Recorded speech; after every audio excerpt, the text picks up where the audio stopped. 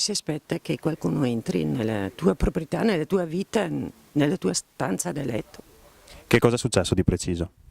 Sì, che io la mattina quando mi sono svegliata, a un certo punto cercavo la borsa, non trovavo la borsa, mio figlio alle 7:30 va a scuola, gli ho detto di guardare se la borsa per caso era in macchina e invece mi ha detto che era in garage e era tutta rovesciata. Sì che sono scesa e ho visto che la borsa è stata aperta, il portamonete è stato svuotato, alquanto sono tornata su e mi sono accorta anche che un oggetto che avevo in stanza da letto che l'ho trovato in corridoio, perciò in terrazza all'aperto. E sì che da questo mi sono accorta che sono entrata in camera mia. Io stavo dormendo con mio figlio che ha 7 anni e mezzo.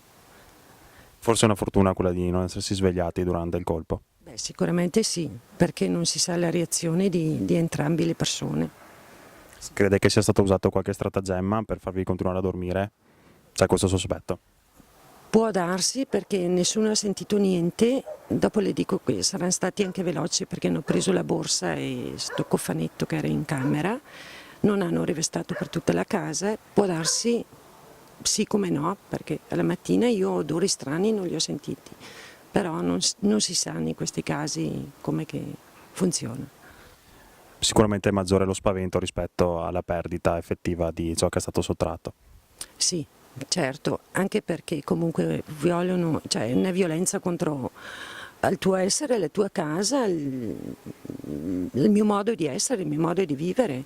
Sì, non sei più libera di stare all'aperto, cioè devi chiuderti, barricarti in casa e non lo trovo corretto.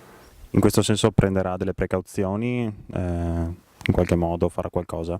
Beh, sicuramente abbiamo parlato con i vicinato e cercheremo di trovare una soluzione un po' comune a tutti e sono brutte per tutti, soprattutto con figli piccoli in casa che magari si svegliano.